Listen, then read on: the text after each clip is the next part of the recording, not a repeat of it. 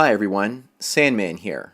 Someone suggested that I cover Esther Vilar, the author of The Manipulated Man, and do a video about her for my God Among MGTOW series. I look at this as part one of a two-part series. The second part will be a book review for her seminal work, The Manipulated Man. But in this part I'm going to talk about her personal life, as well as her struggles to write her famous book. Why did she choose to write this particular book? And why does she try to reveal to men the controlling nature of women? Her book, The Manipulated Man, was so popular when it was released in the 1970s that she was invited to go to The Tonight Show with Johnny Carson. Her book also came out at a time when feminism was rising in Western nations, and she was part of a small minority of people standing up to it at that time. She argues against what's contemporary and also what's socially acceptable, and says that women oppress and exploit men for their own benefits. She was saying this at a time when women were trying to blame men instead of taking responsibility for their own views. Anyways, getting back on topic, Esther was a doctor in Bavaria, Germany, and she studied both psychology as well as sociology. So she had the credentials to talk about male-female relations because she spent her days interacting with men and women in a professional medical practice, trying to analyze their behaviors. The main theme or thesis that permeates all of her work with regards to male-female relations is the idea that in advanced industrial economies, women are not victims, but instead manipulate men for their own ends. For some reason, Esther was also considered by many people fascist because of her work. The irony is that fascism is also known as National Socialism. So fascism more closely resembles communism than people want to believe. And one of the main reasons that people think that she's a fascist is because she wrote a play about Albert Speer, the famous German architect under Adolf Hitler. But her background is German-Jewish, so I highly doubt that she would support the Nazis. Simply because she is against feminism does not automatically make her a fascist. And by many accounts, Albert Speer was sucked up into the Third Reich like many other people because he was afraid of upsetting Adolf Hitler, and if he did, then there was a chance that Hitler would kill him and his family. And Albert Speer ultimately went to prison after the war. A war crimes tribunal found him guilty and sentenced him, and justice was basically served. Esther's view on consumer culture mirrors many of the conclusions that I've reached over the last few years, and here are some of her own words to explain where she's coming from. So without further ado, Esther Vilar.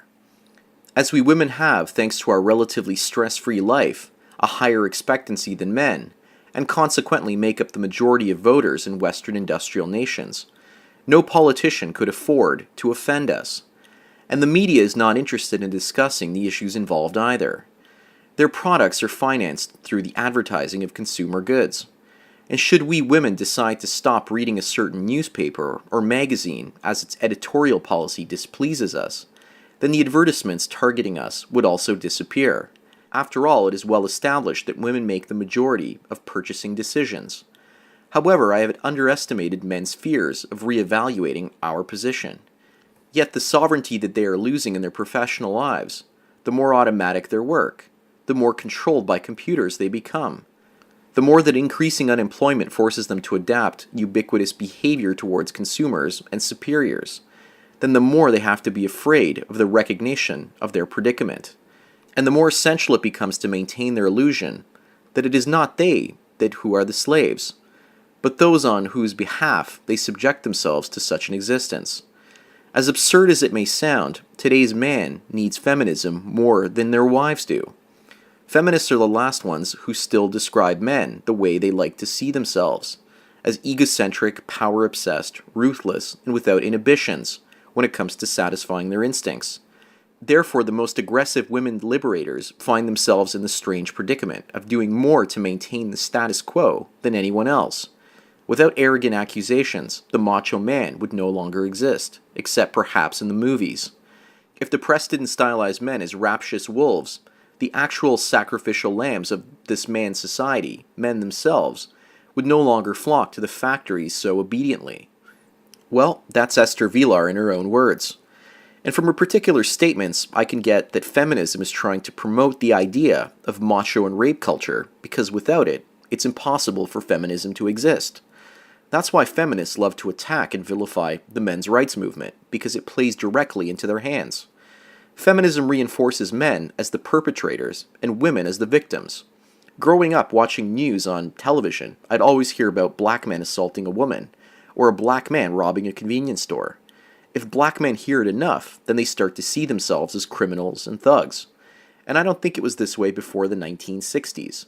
Just as blacks were beginning to gain purchasing power and equal rights, the media vilified them, so that instead of becoming free and successful, they basically fit into criminal roles in mainstream media in the way they were portrayed.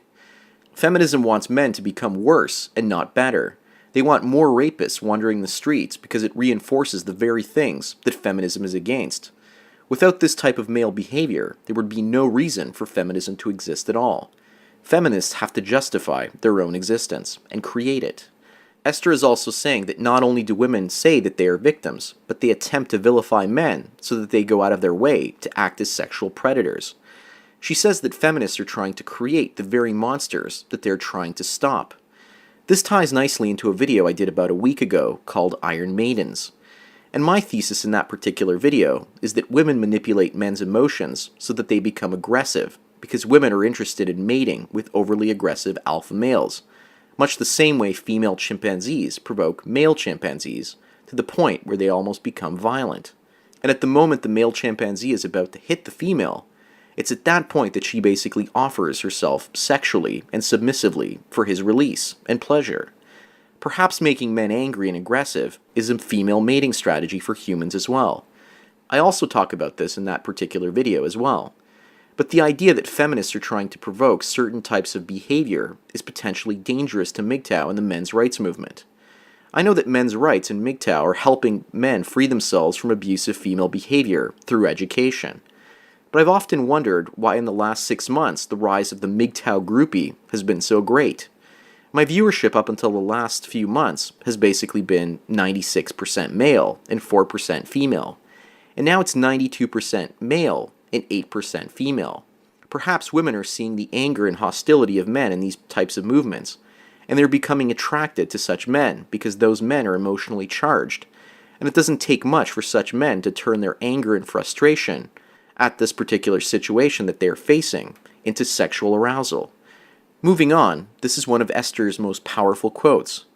Men have been trained and conditioned by women, not unlike the way Pavlov conditioned his dogs, into becoming their slaves.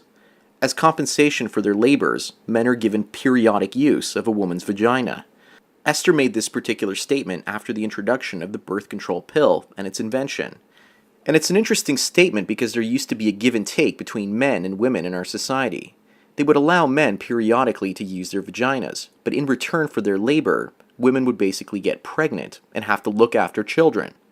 So the balance of power was more fair in a way. In nature, nothing is free. But with birth control technologies, women are still able to trade their vaginas for male resources and hard work, but they don't have to pay the price of having children. And children were kind of a system of checks and balances between men and women in the past. For most of human history, childbirth was a death sentence for many women. So using a man for his resources meant certain death for a huge chunk of the female population. The fear of death meant that women didn't give away their sexuality as freely as they do today. It's not that it was sacred, but instead it was a matter of life and death. But getting back to Esther Vilar, I found another one of her quotes, and it made me think about pornography. And this is her quote. "A woman will want a man to be exclusive to her in a relationship, not because she cares about losing him to another woman, but because she wants to more easily control him. The conditional statements she makes are designed to be unquestioned, morally sound, and mask her real intentions under the guise of love. If you love me, then you won't have sex with another woman. She is not interested in exclusivity as much as her being the only one he can turn to for sex and sexual intimacy. If his actions cause her grip over him to weaken, she makes him feel guilty by feigning that he has emotionally hurt her and labeled him a cheater." Well, back in 1973 when she wrote The Manipulated Man, pornography was only coming to the scene in the form of magazines and adult movie theaters and movies. But today, pornography is everywhere, and every single woman I've been with tried to get me to stop watching pornography. I made my former partners aware that I wasn't interested in cheating on them with other women, But they saw pornography as a form of cheating because they saw that they were losing their grip with regards to attractiveness for me. But that was not the case at all. Pornography often enriched my sex life because I would often fantasize about the women I saw in porn while having sex and enjoying it with my partners. But the one time I dared to bring this up with a girlfriend, she basically flipped out and got pissed off at me. Esther Vilar also wrote another book entitled The Polygamous Sex, A Man's Right to Other Women. In that book, she was trying to say that men had the right to cheat on women. And you know what? When I was in a long-term relationship, if I didn't have porn to satisfy my sexual cravings, I probably would have cheated. I'm not saying that I'm an asshole, but I'm saying that I understand myself. And I understand myself enough to know that gazing only at one naked woman in 10 years is more than enough to make most men go crazy. But maybe it's just me. Probably not. Anyways, another interesting fact. Esther Vilar is the first person in my God Among MGTOW series that is still living, although she's well in her 80s today. Not sure why I'm sharing this with everyone, but it's just an interesting fact. Well, that's all I've got to say with regards to Esther Vilar. At some point in the future, I'm going to make a video review for her book, The Manipulated Man, as well as touch up on some of her other works. But that does it for today, so thank you everyone for taking your daily dose of red pills, and enjoy the rest of your day, and cheers.